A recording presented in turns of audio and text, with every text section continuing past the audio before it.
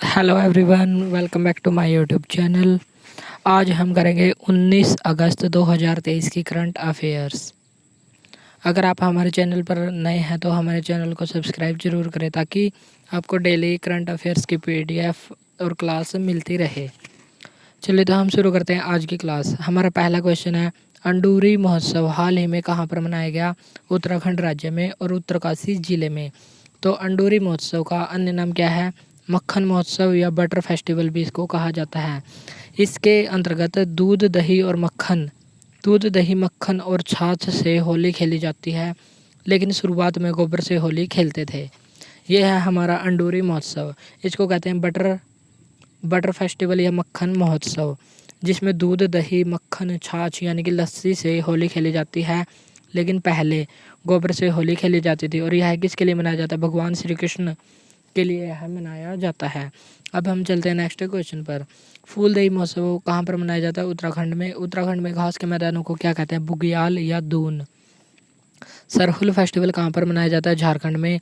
और श्रावणी मेला भी कहाँ पर मनाया जाता है? झारखंड राज्य में। बथुकम्बा कहाँ पर मनाया जाता है? तेलंगाना राज्य में। पोंगल और जल्लीकट्टू कहाँ पर मनाया जाता है? तमिलनाडु में। और थाईपुसम, जिसे फूलों का त्यौहार भी कहते हैं, यह भी तमिलनाडु राज्य में मनाया जाता है।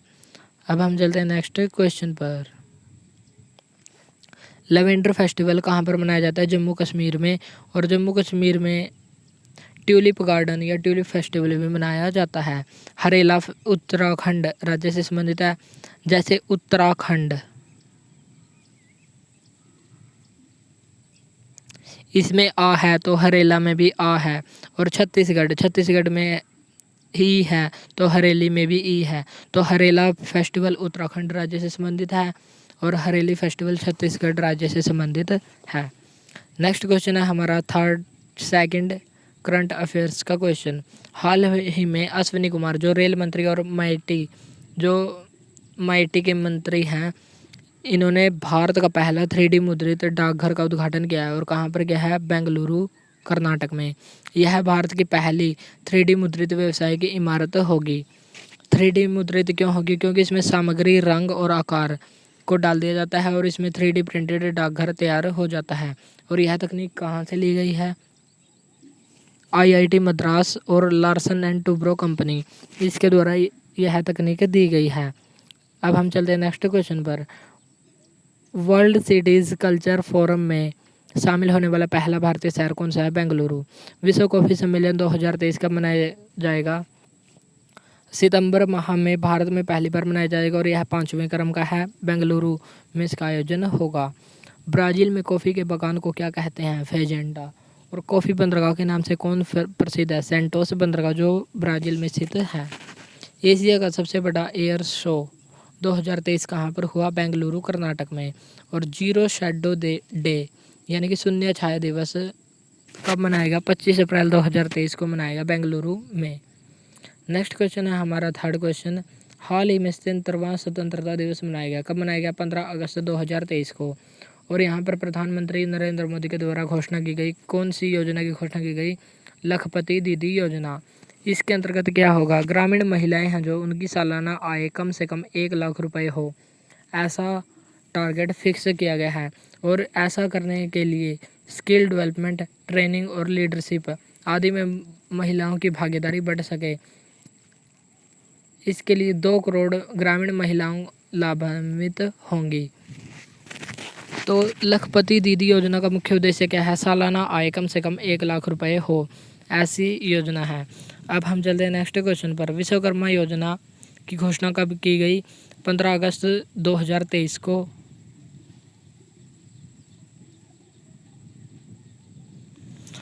लेकिन यह योजना कब शुरू होगी? 17 सितंबर 2023 को, क्योंकि इस दिन विश्वकर्मा जयंती मनाई जाएगी। PM परिणाम योजना का संबंध किससे? भूमि प्रदूषण को कम करने से संबंधित है। PME बस सेवा के अंतर्गत कितनी बसों को चलाया जाएगा? 10,000 इलेक्ट्रिक बसों को चलाया जाएगा, जो 169 शहरों में चलेंगी। और 169 शहरों में ही क्यों? क्योंकि उनकी जनसंख्या 3 लाख से अधिक है, तो वहाँ पर यह बस चलेंगी। महिला समान बचत प्रमाण पत्र कितने वर्ष के लिए? 2 वर्ष के लिए 2 लाख रुपए अधिकतम राशि जमा करवा सकते हैं और 7.5% ब्याज दर दी जाएगी। नेक्स्ट क्वेश्चन है हमारा फोर्थ, एडीबी यानी कि एशियन डेवलपमेंट बैंक, एशियाई विकास बैंक। इसमें कितने सदस्य हैं? 68 सदस्य हैं। और इसकी स्थापना कब हुई? 1966 में। इसका हेडक्वार्टर कहाँ पर स्थित है? मनीला, फिलीपींस में।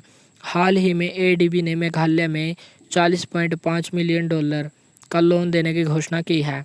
और इस जो लोन मिलेगा इसका यूज कहाँ पर होगा? बचपन एवं मातृ स्वास्थ्य के विकास में इसका योजना होगा, इसका यूज होगा ताकि पोषण के स्तर को बेहतर किया जा सके। अब हम देख लेते हैं मेघालय से संबंधित कुछ महत्वपूर्ण क्वेश्चन। मेघालय की राजधानी का नाम क्या है? शिलोंग। और यहाँ के मुख्यमंत्री कौन है? कॉनरेड संगमा, जो एनपीपी के हैं, नेशनल पीपुल्स पार्टी के सदस्य हैं। मेघालय में कौन कौन सी पहाड़ी हैं? गारो, खासी और जयंतिया। ये पहाड़ी और जनजातियाँ दोनों ही हैं। नेशनल पार्क कौन सा है? Nokrek national park. फेस्टिवल कौन सा मनाया जाता है? चेरी ब्लॉसम फेस्टिवल, जो शिलोंग में मनाया जाता है। नेक्स्ट है हमारा क्वेश्चन, भारत का पहला ऑनलाइन गेमिंग उत्कृष्टता केंद्र कहाँ पर शुरू हुआ? मेघालय, शिलोंग में। पटना मेट्रो रेल परियोजना में 5500 करोड़ रुपए की सहायता कौन करेगा? जापान करेगा। एडीबी यानी कि एशियन डेवलपमेंट बैंक किस राज्य में औद्योगिक गलियारे यानी कि इकोनॉमिक कॉरिडोर के लिए $141 मिलियन की सहायता करेगा? तो किसकी करेगा? आंध्र प्रदेश की। लेकिन जो अब दिया है $40.5 मिलियन का लोन देने की घोषणा किया वो मेघालय को देगा। और किसके लिए? ताकि पोषण स्तर को बेहतर किया जा सके, मातृ और स्वास्थ्य के विकास में इसका यूज होगा। और आर्थिक गलियारे के लिए किस राज्य को दिया गया? आंध्र प्रदेश राज्य को। नेक्स्ट क्वेश्चन है हमारा, वर्ल्ड वाइल्ड लाइफ फंड, विश्व वन्यजीव कोष किसने लॉन्च किया? वर्ल्ड बैंक ने, जिसको IBRD के नाम से जाना जाता है, international bank for reconstruction and development. Black rhino के संरक्षण के लिए वाइल्ड लाइफ फंड को शुरू किया गया था। नेक्स्ट है हमारा क्वेश्चन, राजस्थान वानिकी और जैव विविधता विकास योजना में हेल्प कौन करेगा? French development agency. Next question है हमारा फिफ्थ, G20 में कितने देश शामिल है? 19 देश और एक संगठन जिसका नाम है यूरोपियन यूनियन।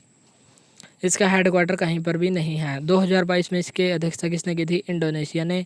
और 2023 में इंडिया ने इसकी अध्यक्षता की और यह 18वें क्रम का था। 2024 में कौन करेगा? ब्राज़ील इसकी अध्यक्षता करेगा। और इन तीनों देशों को ट्राइका कहा जाता है। स्वास्थ्य मंत्रियों की बैठक हाल ही में कहाँ पर हुई? गांधीनगर, गुजरात में। और जहाँ पर एक नया कॉन्सेप्ट आया, वन अर्थ वन हेल्थ। तो G20 2023 की थीम क्या है? वन अर्थ वन फैमिली और वन फ्यूचर, अर्थात वसुधैव कुटुंबकम। तो अब हम देख लेते हैं G20 की महत्वपूर्ण बैठकें। G20 की शेरपा की पहली बैठक आयोजन कहाँ पर हुआ? उदयपुर में। G20 के रोजगार की पहली बैठक आयोजन कहाँ पर हुआ? जोधपुर में, जो राजस्थान में स्थित है। G20 की संस्कृति की पहली बैठक आयोजन कहाँ पर हुआ? खजुराहो, मध्य प्रदेश में। और G20 की पर्यटन की पहली बैठक आयोजन कहाँ पर हुआ? कच्छ का रण, गुजरात में। और थर्ड बैठक हुई जम्मू कश्मीर में। सेमिकॉन इंडिया 2023 का आयोजन कहाँ पर हुआ? सेमीकंडक्टर के लिए इसका आयोजन हुआ गांधीनगर, गुजरात में। G20 एम्पावर शिखर सम्मेलन का आयोजन कहाँ पर हुआ? गांधीनगर, गुजरात में। WHO वर्ल्ड हेल्थ ऑर्गेनाइजेशन का पारंपरिक शिक्षा पर पहला शिखर सम्मेलन का आयोजन कहाँ पर हुआ? गांधीनगर, गुजरात में। तो G20 में जो ट्राइका देश हैं वे उनमें शामिल देश कौन कौन से हैं? उनमें शामिल देश हैं जिसमें आयोजन हुआ है, जिसमें पहले आयोजन हो गया और जो आगे आयोजन होने वाला है। तो इसमें 3 देश शामिल होते हैं। 2022 में इसमें आयोजन हुआ इंडोनेशिया में, वर्तमान में आयोजन हो रहा है इंडिया में और आगे किस में होगा? ब्राज़ील में। तो ये 3 देश ट्राइका में शामिल हैं। G20 और क्वाड 2023 का शिखर सम्मेलन का आयोजन कहाँ पर हुआ? जापान में इसका आयोजन हुआ। SCO 2023 संघाई सहयोग संगठन के 23वें शिखर सम्मेलन का आयोजन कहाँ पर हुआ? इंडिया में। और हाल ही में इसमें 9वां सदस्य देश कौन सा शामिल हुआ है? ईरान। ब्रिक्स, इसमें 5 देश शामिल है, ब्राज़ील, रसिया, इंडिया, चाइना और साउथ अफ्रीका। 2023 में इसकी अध्यक्षता कौन करेगा? South Africa. नेक्स्ट क्वेश्चन है हमारा, फ्लड वॉच ऐप हाल ही में किसके द्वारा लॉन्च किया गया? केंद्रीय जल आयोग के द्वारा। और इसका उद्देश्य क्या है? बाढ़ के वास्तविक समय की सटीक भविष्यवाणी करना इसका मुख्य उद्देश्य है। और केंद्रीय जल आयोग के द्वारा इसको लॉन्च किया गया। इसके अध्यक्ष कौन है? कुशविंदर बोहर केंद्रीय जल आयोग के अध्यक्ष हैं। और यह कितने दिन पहले भविष्यवाणी करेगा? 7 दिन पहले यह भविष्यवाणी करेगा कि कहाँ पर बाढ़ आने वाली है और बाढ़ के आसार कहाँ कहाँ दिखाई दे सकते हैं। अब हम देखते हैं कुछ महत्वपूर्ण क्वेश्चन। नीति आयोग की फुल फॉर्म क्या है? National institute for transforming India. इसका गठन कब हुआ? 1 जनवरी 2015 को योजना आयोग के स्थान पर इसका गठन किया गया। और इसके अध्यक्ष कौन होते हैं? प्रधानमंत्री। उपाध्यक्ष कौन है? सुमन बेरी वर्तमान में उपाध्यक्ष हैं। और CEO कौन है? BVR सुब्रमण्यम। हाल ही में अब हम जो महत्वपूर्ण पोर्टल हैं जो हाल ही में लॉन्च किए गए उनकी चर्चा कर लेते हैं। उद्गम पोर्टल हाल ही में किसने लॉन्च किया? RBI ने लॉन्च किया। और इसके उद्देश्य क्या है? लावारिस धन की जांच के लिए। जो अभी तक बैंकों में लावारिस धन पड़ा है 35,000 करोड़ रुपए, उनकी जांच के लिए RBI के द्वारा उद्गम पोर्टल को लॉन्च किया गया। सुस्वागतम ऐप किसने लॉन्च किया? सुप्रीम कोर्ट ने लॉन्च किया। और ताकि एंट्री पास है ऑनलाइन उपलब्ध हो सके, उनके लिए सुस्वागतम ऐप लॉन्च किया। उत्साह पोर्टल, CU चयन पोर्टल और इसे समाधान पोर्टल किसने लॉन्च किया? UGC विश्वविद्यालय अनुदान आयोग ने। सागर संपर्क किसने लॉन्च किया? जहाजरानी मंत्रालय के द्वारा। समुद्र में नेविगेशन करना इसका मुख्य उद्देश्य है। नेक्स्ट 7th क्वेश्चन है हमारा। विश्व मानवतावादी दिवस प्रत्येक वर्ष का मनाया जाता है 19 अगस्त को। और इस बार इसकी थीम क्या है? हैशटैग नो मैटर वट, यह इसकी थीम है। और घोषणा कब की गई थी इसको मनाने की? 19 अगस्त 2007 को। अब हम देख लेते हैं कि महत्वपूर्ण क्वेश्चंस क्या क्या बनेंगे। विश्व मानव अधिकार दिवस प्रत्येक वर्ष का मनाया जाता है 10 दिसंबर को, क्योंकि 10 दिसंबर 1948 को मानव अधिकारों की घोषणा हुई थी। NHRC national human right commission एक विधिक आयोग है, यह संवैधानिक आयोग नहीं है। विधिक आयोग क्यों है? क्योंकि इसकी स्थापना एक्ट के तहत हुई थी। और कौन सा एक्ट? 1993 का एक्ट। इसके वर्तमान अध्यक्ष कौन है? जस्टिस अरुण कुमार मिश्रा। और यदि पूछे कि इसका पहला अध्यक्ष कौन था, तो इसका आंसर होगा रंगनाथ मिश्र। नेक्स्ट महत्वपूर्ण क्वेश्चन है। भारत छोड़ो आंदोलन दिवस का प्रत्येक वर्ष का मनाया जाता है 9 अगस्त को। क्यों? क्योंकि 9 अगस्त 1942 को भारत छोड़ो आंदोलन शुरू हुआ था। ऑपरेशन जीरो आर भी 9 अगस्त को ही चलाया गया था। विश्व हाथी दिवस प्रत्येक वर्ष का मनाया जाता है 12 अगस्त को।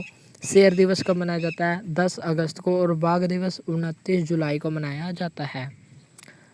नेक्स्ट क्वेश्चन है हमारा प्रोजेक्ट क्लैप। प्रोजेक्ट क्लैप की शुरुआत हाल ही में उत्तराखंड राज्य के देहरादून में हुई। और इसकी शुरुआत किसने की? जो उत्तराखंड के गवर्नर हैं लेफ्टिनेंट गुरमीत सिंह, इसके द्वारा इसकी शुरुआत हुई। और क्लैप की फुल फॉर्म क्या है? Continued learning access project. और इसके तहत क्या होगा? लर्निंग व्हीकल तैयार होंगे जिसके लिए ऑनलाइन कंटेंट, ऑनलाइन क्लास और नोट्स उपलब्ध करवाए जाएंगे।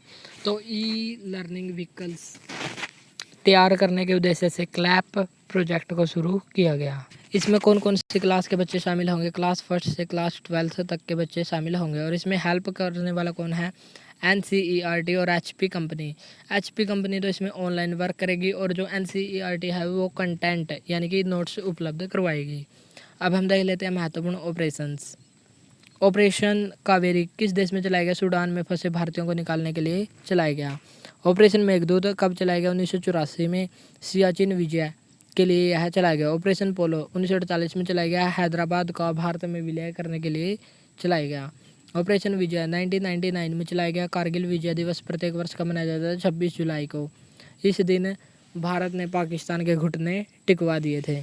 ऑपरेशन करुणा किस देश के लिए चलाया गया? म्यांमार के लिए। म्यांमार में बाढ़ पीड़ितों की सहायता के लिए भारत के द्वारा ऑपरेशन करुणा चलाया गया।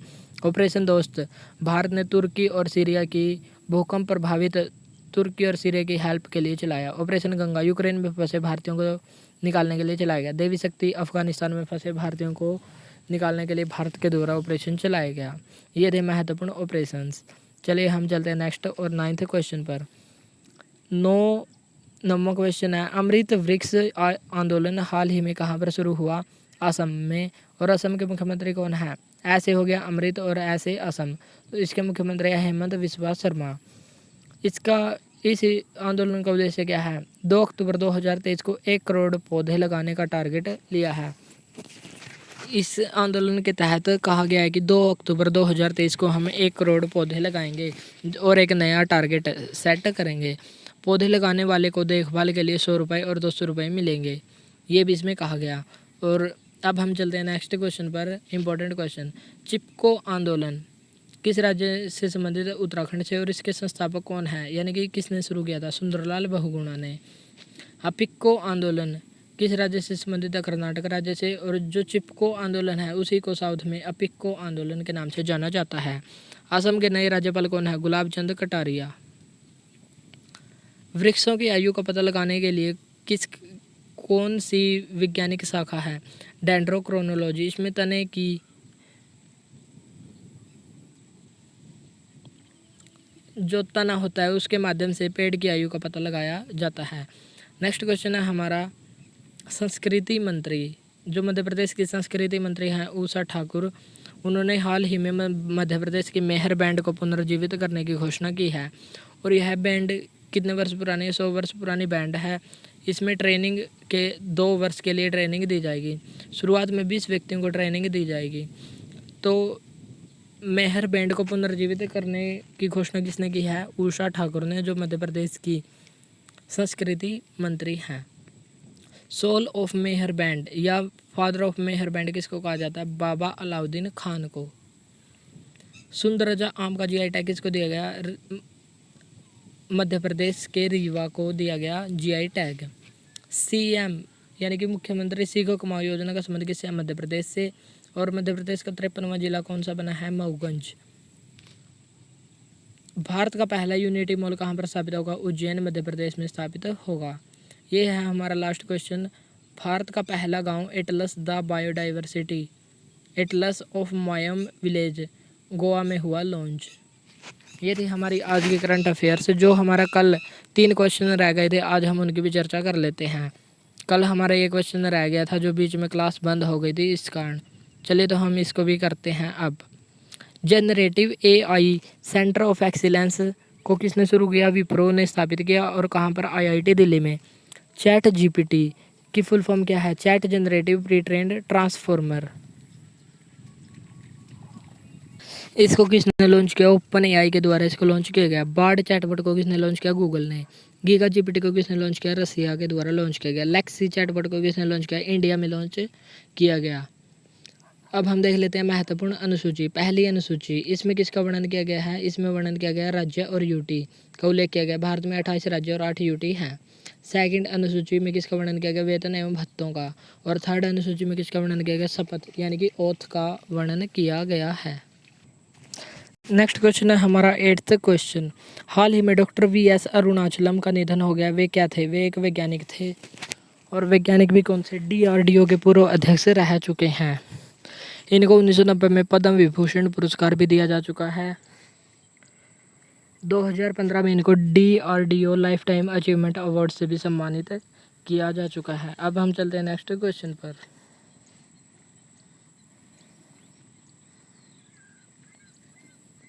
बेगार प्रथा और बलात् श्रम का वर्णन किस अनुच्छेद में किया गया है? अनुच्छेद 23 में। और बाल श्रम का वर्णन किस में किया गया है? अनुच्छेद 24 में। मोहम्मद हबीब कौन थे जो हाल ही में जिनकी डेथ हो गई है? फुटबॉलर थे जिनको भारतीय पेले कहा जाता है। पेले फुटबॉल के एक महान खिलाड़ी हैं, उन्हीं के नाम पर इनको भारतीय पेले कहा जाता है। किसको? मोहम्मद हबीब को, जिनका हाल ही में निधन हो गया है। अब हम देख लेते हैं डीआरडीओ से संबंधित महत्वपूर्ण बातें। डीआरडीओ की फुल फॉर्म क्या है? Defence research development organisation. इसकी स्थापना कब हुई? 1 जनवरी 1958 को। इसके अध्यक्ष कौन है? समीर कामत। इसका ध्येय वाक्य क्या है? बलस्यम मूलम विज्ञानम यानी कि शक्ति का स्रोत विज्ञान है। मिसाइल कहाँ से लॉन्च करता है? एपीजे कलाम द्वीप, जिसे पहले व्हीलर द्वीप कहा जाता था, जो ओडिशा राज्य में स्थित है। चौथी अनुसूची में किसका वर्णन किया गया है? राज्यसभा की सीटों का बंटवारा किया गया है। 5वीं अनुसूची में ट्राइबल एरिया, जो जनजातीय क्षेत्र है, उनसे संबंधित वर्णन किया गया है। 6ठी अनुसूची, इसमें विशेष राज्य है। 4 विशेष राज्यों का वर्णन किया गया है। और वे क्या हैं? ATMM यानी कि असम, त्रिपुरा, मेघालय, मिजोरम। इसमें नोट रखने योग्य बात क्या है? इसमें मणिपुर राज्य शामिल नहीं है। नेक्स्ट है हमारा 9th क्वेश्चन, जो हमारे कल के करंट अफेयर्स का था। ICC players of the month में फीमेल वर्ग का खिताब किसने जीता है? एशले गार्डनर ने, जो ऑस्ट्रेलिया की गेंदबाज हैं। इन्होंने लगातार 2 बार जीतने वाली पहली महिला खिलाड़ी बनी है, तो इसलिए यह इंपॉर्टेंट क्वेश्चन बन जाता है। और ICC player of the month male वर्ग का खिताब किसने जीता? क्रिस वोक्स ने। और जो इंग्लैंड के गेंदबाज हैं, तो लगातार 2 बार ICC player of the month award जीतने वाली पहली महिला खिलाड़ी कौन बन गई हैं? Ashleigh Gardner. अब हम चलते हैं नेक्स्ट अनुसूची पर। 7वीं अनुसूची, इसमें सूची का वर्णन किया गया है। इस 3 सूची होती हैं, संघ सूची, राज्य सूची और समवर्ती सूची। संघ सूची जिसमें वे विषय शामिल होते हैं जिन पर केंद्र सरकार ही कानून बनाती है। राज्य सूची में वे विषय हैं जिन पर केवल राज्य सरकार ही कानून बना सकती है। लेकिन समवर्ती सूची में वे विषय शामिल हैं जिन पर केंद्र और राज्य दोनों सरकारें कानून बना सकते हैं। यदि दोनों में मतभेद हो जाए तो केंद्र का कानून मान्य होगा, राज्य का कानून मान्य नहीं होगा। संघ सूची में वर्तमान में कितने विषय शामिल हैं? 100। और राज्य सूची में कितने विषय शामिल हैं? 661। पहले 66 विषय शामिल थे, लेकिन 42वें संविधान संशोधन के द्वारा 5 विषयों को समवर्ती सूची में डाल दिया गया, जिससे समवर्ती सूची में 47 से 52 विषय हो गए और जो राज्य सूची थी उसमें 66 से 61 विषय हो गए। तो वर्तमान में समवर्ती सूची में कितने हैं? 52 हैं और राज्य सूची में कितने हैं? 61। 8वीं अनुसूची में किसका वर्णन है? भाषा का वर्णन किया गया है। 9वीं अनुसूची पहले संविधान संशोधन के द्वारा जोड़ी गई 1951 में, जो भूमि सुधार से संबंधित है। नेक्स्ट क्वेश्चन है हमारा 10th क्वेश्चन। ग्रामीण मित्र योजना हाल ही में शुरू हुई और यह कहाँ पर शुरू हुई? गोवा राज्य में। इसमें गांव और शहरों के बीच डिजिटल खाई को समाप्त करने के लिए ग्रामीण क्षेत्र में प्रमोद सावंत के द्वारा इस योजना को शुरू किया गया। तो कौन सी योजना शुरू हुई? ग्रामीण मित्र योजना, ताकि गांव और शहर के बीच जो खाई बन गई है उसको समाप्त किया जा सके। एक नोट रखने योग्य बात क्या है? गोवा पहला राज्य है जिसमें सरकारी अस्पताल में निःशुल्क IVF शुरू की। IVF क्या है? इन विट्रो फर्टिलाइजेशन, यानी कि टेस्ट ट्यूब बेबी। इसकी शुरुआत गोवा पहला राज्य है जिसमें सरकारी अस्पताल में निःशुल्क IVF शुरू हुई। हर घर प्रमाणित पहला जिला कौन सा बना है? गोवा। रेबीज मुक्त भारत का पहला राज्य कौन बना है? गोवा। 10वीं अनुसूची में किसका वर्णन किया गया? 52वें संविधान संशोधन के द्वारा दल बदल को रोकने से संबंधित एक्ट है, जो इसका वर्णन 10वीं अनुसूची में किया गया है। 11वीं अनुसूची में किसका वर्णन है? ग्राम पंचायत संबंधी वर्णन किया गया है, जो 73वें संविधान संशोधन के द्वारा जोड़ा गया। 12वीं अनुसूची 74वें संविधान संशोधन के द्वारा जोड़ी गई, जिसमें नगर निकायों से संबंधित प्रावधानों का वर्णन किया गया है। अब है हमारा लास्ट क्वेश्चन। भारतीय पहलवान मोहित कुमार जॉर्डन में फ्री स्टाइल वर्ग में विश्व चैंपियनशिप जीतने वाले बने चौथे भारतीय। ये थी हमारी आज के करंट अफेयर्स, आज और कल के करंट अफेयर्स। आज के लिए इतना ही, मिलते हैं नेक्स्ट वीडियो में। Thanks for watching this video.